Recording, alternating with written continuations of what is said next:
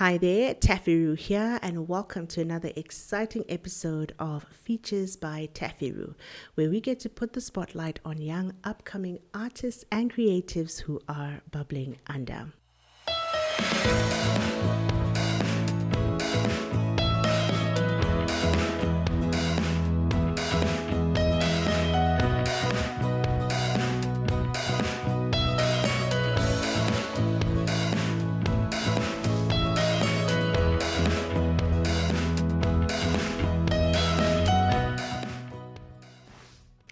So at the time of this recording, we have just come out of the Bring It On talent show for 2025, and it was amazing. But don't take my word for it. You can go and see for yourself on the Bring It On Northside YouTube channel, where you can get to see the performances, the amazing performances that happened on the night. But all that to say, I get to meet young talented individuals who come through the Bring It On talent show, and I get to sit down with one of those individuals today. I have Judith Ropafadzo Mhlanga today with me, and I cannot wait for you to get to know her. Judith, welcome. Thank you so much for having me. It's my pleasure. It's my pleasure. So I have introduced you because I got to know about you through Bring It On. But for those people who don't know you, maybe you can start by telling us, who is Judith and what do you do? Well, Judith is a young, passionate girl who loves music. I have loved music ever since I was so young. How young? Probably 6 years old. Yes. Wow. When I actually realized I could sing at a church gathering. And I was like, okay, you know what?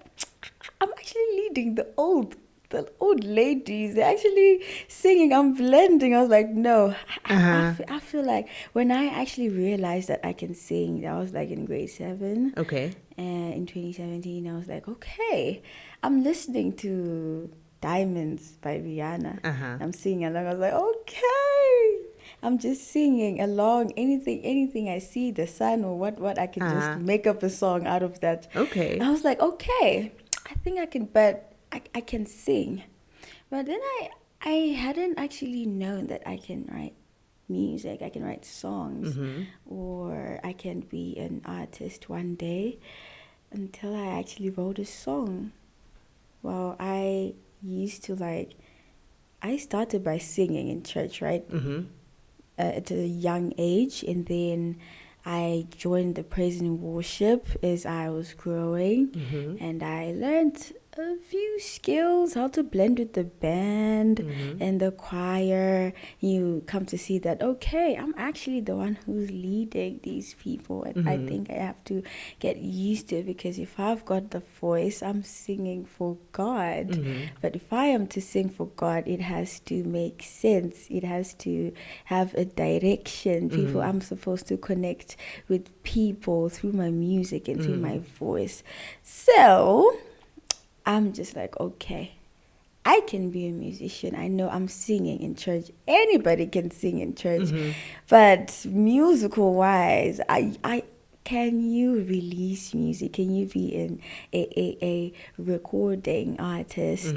Someone who can actually be listened to by people, a big crowd, a huge crowd. So I'm like, okay, I have a vision. I can see myself up there telling people that, no, guys, I realize that I can sing. I can, because I connect with my own music. I'm like, oh my gosh, I got a big picture in my head. So I would really much appreciate it if I have my own audience. And I know very much that, okay, if I am to write songs and make my own music, my own sound with my own voice, I will eventually find people I can connect with. They will understand my background, where I'm coming from, through my music. And yeah, for now, I feel like music is my life. I do understand. Everybody says that. Yeah, I mean, every music should be like music. Yeah. Music is my life. What are you saying? I can't breathe without music. I can't live without. We do understand, but if you get to go through some situations, family issues, work stuff, you forget about music. Yeah. You forget that you once told someone that music is my life. But what hurts me is that when you get so busy with other stuff that does not include music, you get to miss music. You get to miss singing. You lose your voice a little bit. Your voice is there, but it's there. Yeah. It's just calm. You're not using it. And Yeah. some people out there, they are finding a lot of opportunities. And you, what are you doing? Yeah. I usually tell myself, I'm like, Judith, you're not serious. Judith, you got this. Judith, you know you can do this. Yeah. You've got a lot of opportunities. What are you doing? You're wasting your gift. And when I recently heard a service about occupying, when God was like, occupy until I come, occupy, do something. You know, I was like, what am I doing? I haven't even released anything yet. So I'm not doing anything right now. I'm not impressed. I'm going to be impressed when I release something. When At you release least something, yeah. one song. Yeah. And then after that song, I go into the second one. So Judith right now is trying to figure out how to make people connect through her music, and how I can do that. My lyrics are supposed to make sense, because I can't just sing about a flower. All right. So take us back. So you said that you started singing when you were about, or you started realizing that you could sing when you were about 6 years old, right? I realized that I could sing in, I think I was 12, but 12. I started singing at 6. At Yeah. 6, okay. What made you realize that you could sing? Did someone tell you that you could sing? What happened? Take me to that day that you realized that you could sing. So I remember after this day after I was done singing, after the church service, when I was just walking with my grandma, and some lady was like, gogo mzukuru wenyu guna kuimba naimi actually damu wesokday. So I was like, so I didn't put it. I was like, and I was just, I'm sorry. But she talking about me. I mean, it's just nothing serious, because you'd be told imba verse, because you're a young one. Imba iwe with no ripple. Like, okay, fine, I'll just sing anything. Everyone is singing. Like, okay. I made this atmosphere. It changed. But then, yeah, people be like, yeah, you can sing. Some were just like, I want a noise, because I can sing. Mumba, or in the bathroom. I'm like, yes. I can sing. Yes, that's people said. They commented. They commented, you can do some. You can sing. Your voice is lovely. But I started molding my voice when I actually realized that I can do this music this music career. So I think I have to find my voice. How do I use it? It's just that I feel like I'm so unique because nobody trained me how to sing. Obviously, as you walk through your journey in music, you will then discover how to, mold your voice and make it the way you want it to be. Okay, so you haven't released anything yet, right? So probably people don't really know what you're going to be sounding like. So maybe you could answer the question, when you think about your sound and how you sing, are there any musicians that you might be like, yeah, I think I'm going to go down this route with my music or with my sound? Or when people hear you sing, do they say, no, I think you're like, so-and-so, who is that person? Yes. I think I've got a few artists. It's just that they've mixed. The people's comments, they come in with different artists and they tell me I sound like the first person. I usually play a lot in church. I sing a lot in church. So people be like, you sound like Victoria Orenzo. Like, guys, that woman is very spiritual. And you know when she's singing, it's not like she's singing, but she's ministering. She's doing something. Her voice is unique. So me, I know myself that I haven't reached that point that if I say God, everyone will start crying. My spiritual level is the level is not that high It's yet. not there yet. But okay, if I sing her songs, yes. I myself once I followed her that much for like quite a while, and I ended up singing like her, because you become what you follow. That's what I heard, and I'm like, okay, I'm listening to Victoria Orenzo right now. I'm not listening to anything else, her only. And I started singing, like I was like, okay. Even the way she sings, the way she ministers, you start becoming. You start becoming. And then I started like listening to other artists. I'm like, okay, if I am to be a musician, if I am to become a musician, an artist, I have to also look into other people's music and their styles, the way they sing. I'm like, okay, Victoria Orenzo, she's still there. Let's go to other artists. I get to listen to Cynthia Erivo. Her songs, her voice, her style is unique. She sang Stand Up. Yeah, that song. And Andra Day, she sang Rise Up. Her style too. Yes. Yes. But just the problem is I usually play Sterek much in church. So, I don't get to sing their songs or their music. I am just so into church. Some people say it's boring, but it's just me. But nowadays we've got modern gospel artists, and I get to listen to Thokozo Mbabo. Yes. And Hle. And some other artists. I forgot their names, but they're very unique in their sounds. And I have a lot of, some are just upcoming artists, they are rising, but their voices, they're not yet seen out there. They have released songs, but they're not yet identified by their right audience. Yes. So I'm like, okay, this is nice. I think I can do this. If I am to listen to them, I won't steal their voice. I won't copy the voice but their uniqueness, I can't copy someone's uniqueness because it's theirs. I have my own uniqueness. So I might just put a little bit of the sound. Like, okay, I will just mix it with mine. But yeah, it's really nice. It depends. Okay. Have you been working on music lately, or are you going to be releasing any music soon? I would like to believe so.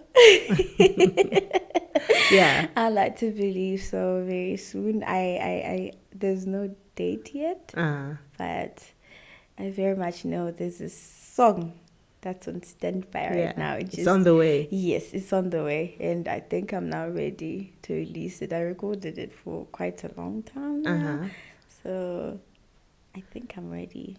What was one thing that was stopping you from releasing? Financials and the time.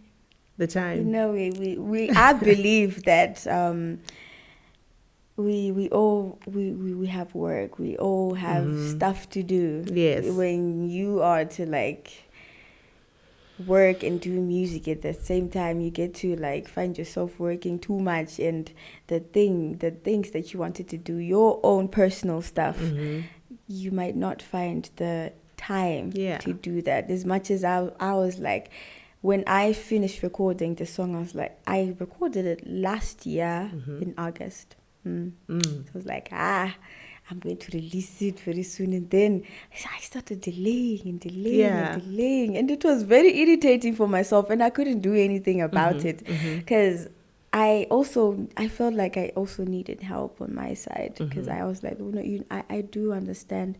I want to become an artist, a musician. But then how can I do this alone? Because it might not be enough. Whatever I think that I can do, I can manage. But I need help. How does this work? Before I release the song, I have to make sure that everything is on point. I have to make sure that if I'm to release it, what do I have to do before I release it? What needs to be done for it to be perfect? Like other artists out there that I see the music is just flourishing. I'm like, I also want my song to flourish, my music to flourish. So I have to search inside and see the secrets behind these people who are flourishing. That person, I do understand they're famous artists out there, but you release a song in an hour, and in 2 hours it already has 500,000 views. And you release, and then in 5 hours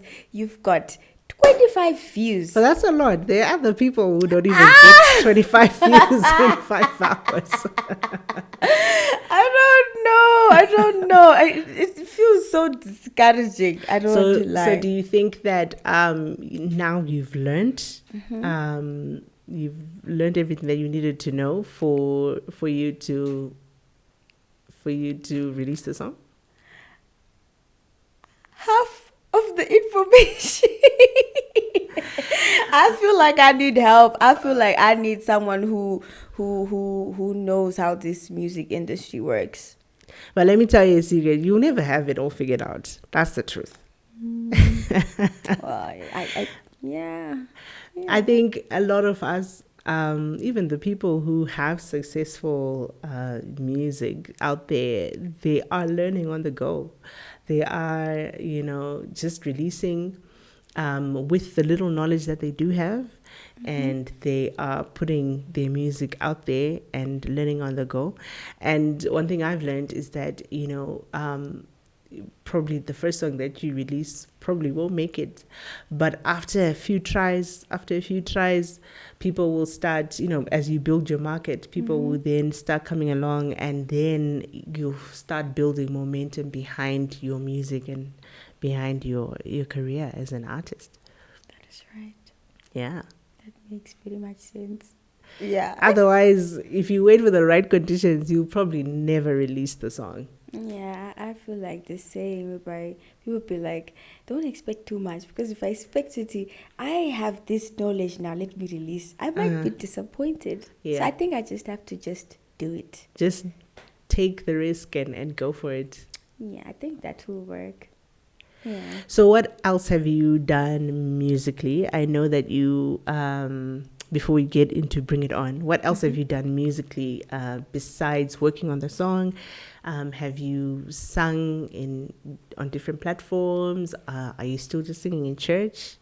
I've sang at some platforms as a backing vocalist. Okay. I have sang for quite a few artists. Some are known, some are not known, because some can be just ministers who sing in church. So I'll be like, we need a BV, be part of us. I'm like, okay, I can do that.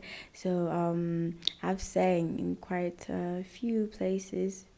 Church, always church. So what has your experience being a BV like? Like, would you know all the songs that they're singing? Would those ministers be singing their own songs? Would you have to learn them? What is that experience like?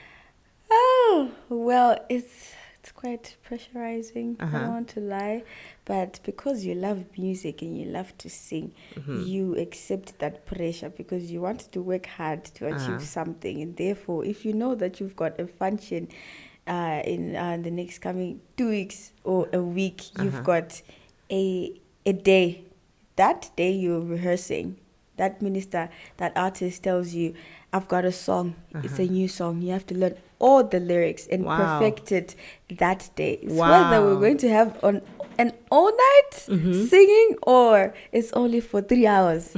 So you have to like learn the song, the lyrics, how the harmonies, everything. I'm like, woo, my head. That's a lot. My head. But I feel like if you are a musician, if you just natural, you read the lyrics and you catch up with the sound. You catch up to, okay, this is how it is sang. So I think I have an idea. How long have you been doing backing vocals? I think since 2022.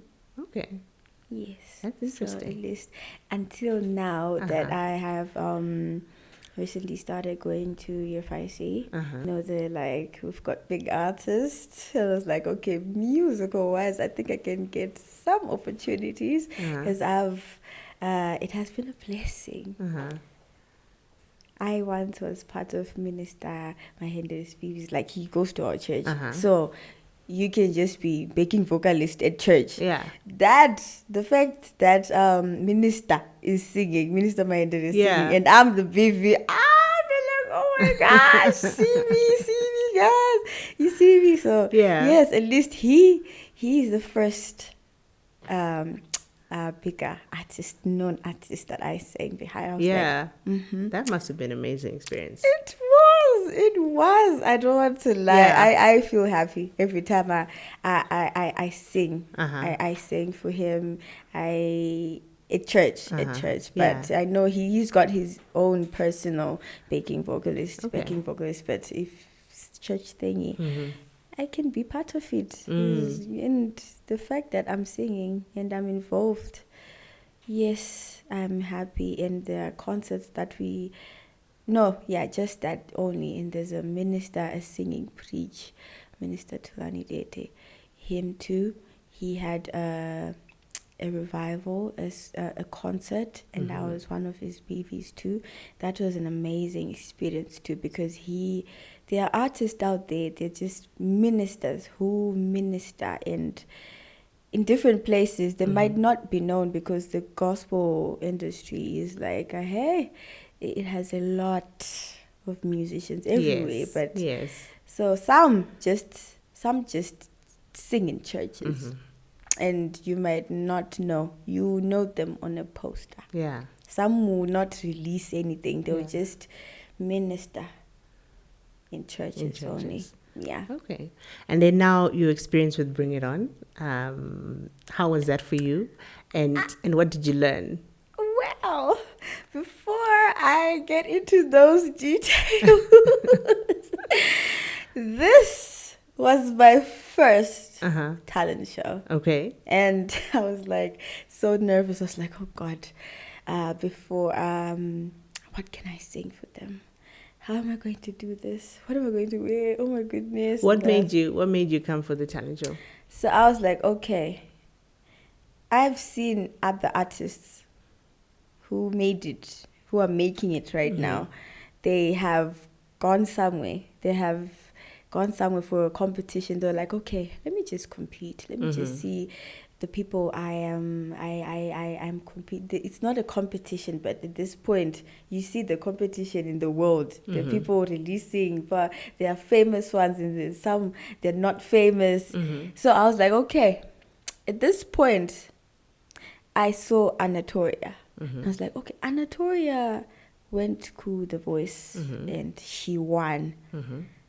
And that was a competition. I was like, okay, let me just try it too. Let me just go and let me just try it. If I don't win, at least I got involved in something. Yeah. I did something, because that's how you get to learn and get to see new faces and new gifts and talented people. I was like, okay, let me just try it out. I am going to make time, even though I know that my schedule is a bit tight because of work. But I will make time for this talent show, and I have to do it. I know there are a lot of talented people out there, people who are good singers. Yeah. I'm just like, I'm going to sing my own voice at this point. Yeah. I know I've got a lot of competitors out there, so I will just do what I gotta do. So how was your experience? It was amazing.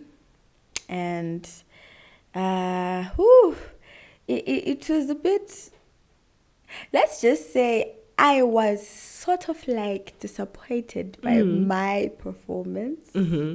But it was amazing because you got to watch other people dance. And I think that was the first time I actually got to see the spoken word artists, the spoken word, they were amazing. You get to like, you get so curious, what's next? What is she going to say next?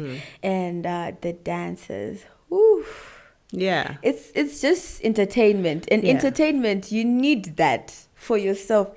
Health-wise, you need entertainment. So what do you think is the importance of entertainment? You said health-wise. Why is it so important health-wise to have entertainment? Because, let me just say, myself personally, I feel like entertainment is important for my health and for my mental health, everything, because you get to be stressed. We've got a lot of problems out there, and if you just, the comedians or musicians or dancers or you get to watch and you laugh. Or you're like, wow, I love this. You get to be touched by someone's voice, someone's song, and you're like, oh my goodness, you get to forget. There's just something that happens when you're watching something or listening to something. You're like, entertainment changes something in you. When you're watching something, you're like, okay, I was stressed. I do know something is happening at home or some at work, but I'm watching this video. I'm laughing my lungs out. I'm like, whew, I'm relieved. This is some sort of relief that comes out of entertainment. Yeah. And I like it because you get to be stressed. You have to breathe. Yeah, I do understand. You have to, that's the way. I think entertainment is one of the things that actually make you stress-free. I mean, it relieves you from stress. If you know that, I feel some sort of way. I think entertainment is the best medication that you can actually really take. Help you. Yes. Yeah, definitely. And what impact do you want to make? So you are, deciding to get into this entertainment industry. What impact do you want to make with your voice, with your music? I just want to connect with my people. And I do know that in order for me to connect, I know and I have experienced it personally, that if you are to like go through something and you listen to someone's voice or someone's song, someone's singing, you feel some sort of way. And I'm like, okay, let me put myself in this picture. Let me say, someone is watching me singing. My lyrics have to make sense. I have to sing it wholeheartedly. I have to mean it when I sing it. Like, okay. So if I am to make an impact, if you are sad or you're going through something, or if you're happy, you listen to me and you're like, oh wow, you have to feel something, because inini, I will sing, and when I'm singing, I'm feeling something, because there's a difference between a person who just sings for the sake of singing. You're not feeling anything. There's no emotion or story behind your song or your voice. You know, people won't feel anything. It's just the same as I learned in church. If you are to sing a certain song, you are Alpha and Omega. You have to mean it. You're Alpha and Omega, because you can say, we gave you all. You're not giving it all, because you're just singing, we give you all for the sake of singing. But you're singing for God.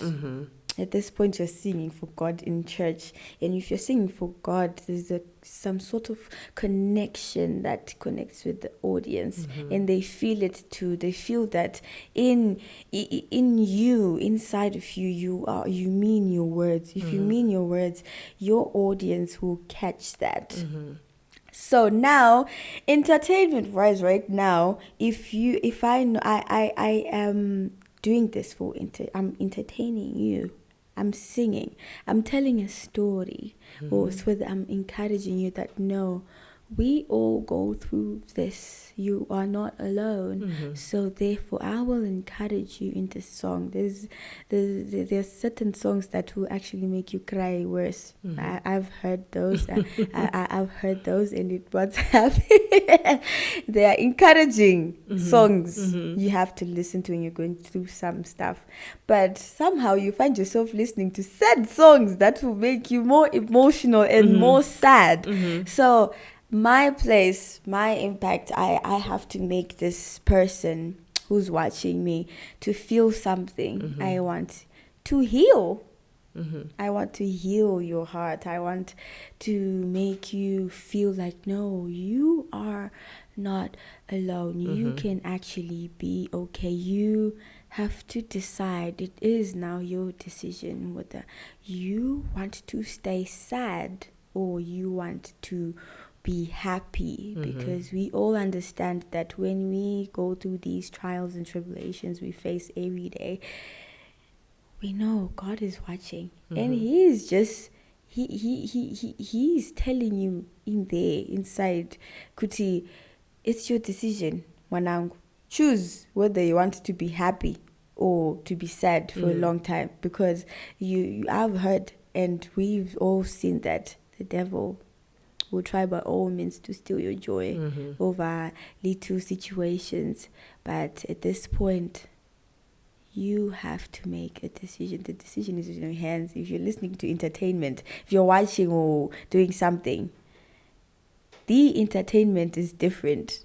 So what are you watching and what are you listening to? You can be entertained, but in a sad way or in a happy way. So I don't want it to be in a sad way, because sometimes it can be in a sad way, because I realize us as artists, we tend to, like, if we're sad, you sing a sad song, and then that sadness, it will make the audience, the person who's listening to you, they'll catch that sadness, and they'll also be sad. They'll feel sad because you are sad. You are sad when you're singing this song. Your lyrics, everything. So if I am happy and I sing a happy song or an encouraging song that God is with you, God will stay with you, and He will not leave you. And we know you are sad, you're going through this. You can actually, in a second, be happy. You'll start smiling. So I just want to heal souls, and I want to make you smile. And if I tend to write a sad song, well, we just you have to not release it. It has to stay in my drafts, because I want to heal you. Maybe it might start by being it might start with sad lyrics. But it has to end up with joyful. Yes, exactly. Yeah. Because if I am to enter into the gospel industry, in the gospel industry, you're like, okay, I'm singing this song. Like, God, I've gone through this. I went through this. I'm like this.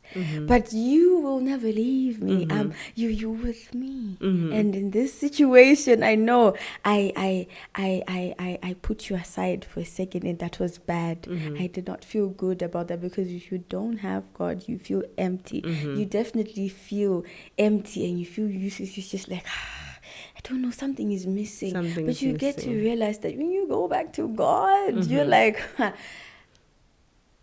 I should have done this a long time ago. I should have actually brought you into this situation a long time ago. And I would have actually, So I feel like if I am to do anything musical wise, I feel like I should involve God. Because if I don't, I will give people, sadness in my music. All right. So now we've come to the part in the podcast where we get to switch roles, and the interviewer gets to be the interviewee, and you get to ask me some questions. So I don't know if you have any questions for me. Well, I do. I have actually thought about this, but then I wrote down my question. I wrote down my question for you. So maybe if you give me like a second. Yes, just you check it can out. you can check your Yes. phone and read the question. I think it's going to be a good one. So maybe probably you might have been asked this question before. All right. But so my question is, I think I do have 3. So the first one is, where do you see the gospel or Christian music industry going in the next few years? Where do I see the gospel music industry going in the next few years? That's an interesting question. I haven't been asked this question before. I'm the first one. Yes, you are. I think there are 2 directions, obviously, that it could go. I think it's going in the right direction currently. It's a slow, very, very slow process. The direction I'm talking about is basically music that is not, restricted to a certain sound. Music that is, or an industry that is open to the diversity of the different artists that are there. So you'll find that there are people who are made for, well, I think we're all made for praise and worship, obviously, in terms of praising and worshiping God, but the way we do it is different, right? So there is a certain sound that is acceptable in the church or that has been adopted by the church. And then there are certain sounds that, people are like, no, you can't be singing R&B or pop music in church or, So it's been really hard for, I think, artists who want to express themselves in different genres to really make an impact in the gospel industry right now. But I think we're slowly moving towards that because we're seeing the rise of different younger artists coming up with different sounds, which is amazing because I think I'm a strong believer in how God created us to be different. How I enjoy music is not how you enjoy music. There are people who enjoy different types of music. And so I think God has created different artists to cater for the different sounds that people listen to. I think in the next few years, I think I think that there will be more tolerance for music that sounds different in the gospel industry, which is good. Yeah. I don't know if I've answered your question. You have. Yeah. You have. That's amazing. And my second question is, what advice would you give me as an upcoming artist? Advice. I think we touched on it a bit when you were talking about your song that you haven't released, right?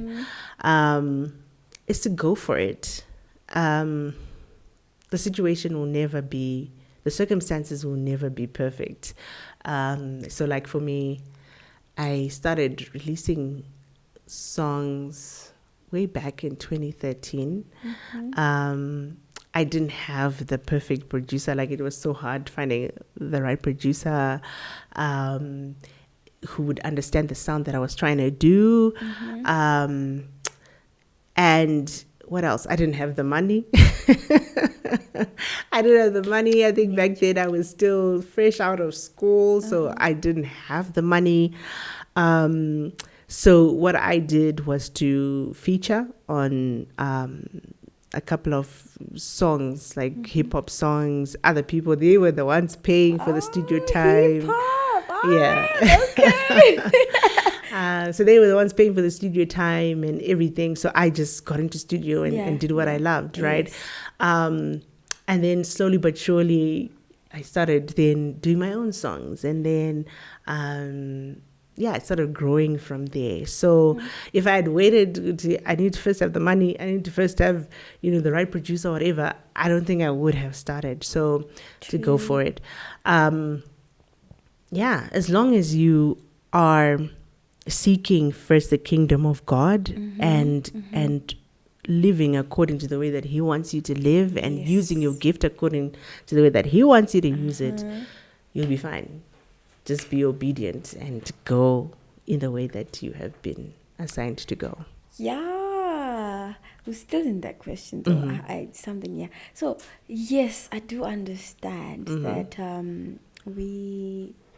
some don't understand that God wants them to serve him through their gifts.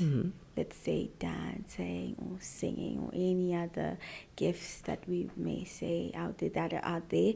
But they are people who don't actually realize that God wants them to serve him through their gifts.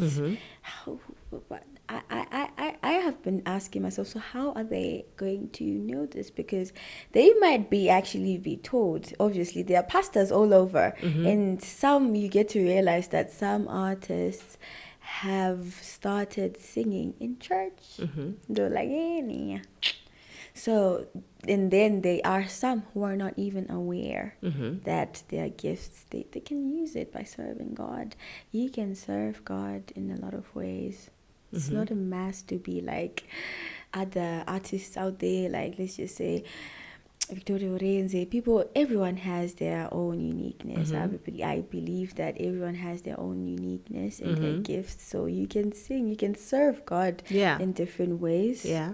But as long as it's just serving God. So I'm just like, so how are they going to know that their gift is actually going? It's you're supposed to use it for serving God. God wants you to serve him with the gift that he gave you. God gave people gifts, and now he gave them gifts. He gave us gifts, knowing where we're supposed to use those gifts. We're supposed to serve him. So now I'm just like, okay, so maybe some don't know that they're supposed to like serve him through their gifts. Yeah, I guess one way that people can discover what God wants for them in their lives and how God wants them to use the gifts that he's given them is if they seek God, like and have that relationship with God. Because I think a lot of us, we do claim to believe, but we don't have that relationship, that conversation with God, for him to then be able to direct us and lead us in the way we should go. So a lot of people probably use a lot of the gifts that they get from God for themselves, rather than using them in the way that God has the way that God wants them to use them. Yeah. Okay. Okay. I think that is all for now. That is all. All right, cool. All right, so as we wrap up this wonderful conversation, I don't know if you have any words of advice, any any words of advice that you would give to, your younger self, maybe your 6-year-old self or your 12-year-old self, or I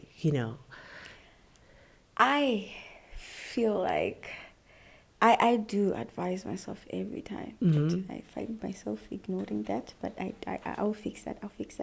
But I let me just say, Judith, your younger self, the past and the now. I feel like if you get any opportunity to sing, you know yourself that you love music, you love to sing. Discern what type of music or the artist you're singing with, because we can say we all love music, and then you're invited to sing something. You're given an opportunity to sing something, and you can't, because you know that no, I myself love decency. I have to know that, okay, are these lyrics decent? The dressing or the person I'm singing with decent? If that is all sorted out, then great. I will go for it. I know I love music, but there are not all opportunities that I am supposed to agree with. I can say, okay, I found this opportunity that has a lot of money, but I know myself, and I am not that. I am this. So if you get to find the opportunities that you want, you feel like, no, let me just do it. Let me just, I feel like this can actually work out. I'll go for it. I should just, you or me, you should just go for it, because it's you never know what happens. We all start small and we grow bigger as we go. Yes, so the advice is just that you have to discern, is what you are about to involve yourself in, is it what you want? Because is it going to create a good picture when they see you singing this or dressed like this? We all say, I do know people be like, don't worry about the people, don't listen to them. But there's some extent, if you know yourself that, no, you're dressed like this or you're talking like this, do you feel comfortable? Do you think that is right? If that's not right, don't do it. For the sake of your future kids. And your great, yes, you're like, look. No, I choose decency. Yes, because trust me, we all have feelings. You are tempted that money 1,000, let me just do it, but hey, social media will not delete. You are there. You'll see, you decide, I am now decent. But your video is out there. Yeah. We are all seeing you. Some people won't remove that picture, that old picture of you. So I just feel like you discern what you want to do. Is this right or wrong? If you feel, you know yourself, if you have this spirit of discernment, you feel this is right, remember, you've got God. Involve everything. In everything that you do, involve God. Because without God, not everything will move smoothly. So I believe that if you involve God in every situation, everything that you want to do, because I do believe He's the reason why I've got the gift. He gave me this. He gave me this. So obviously, I need to be with Him. I have to involve Him. So Awesome. Yes. Words of advice. There you have it. Opportunities will come. They will come, but you have to be discerning. What will you choose? Will you choose things that will put you in a compromising position in the future? Or are you going to choose decency? Are you going to choose things that are God glorifying? Are you going to put God in everything that you are doing? And with that, thank you so much for tuning in to this episode of Features by TaffyRue. Until next time, goodbye.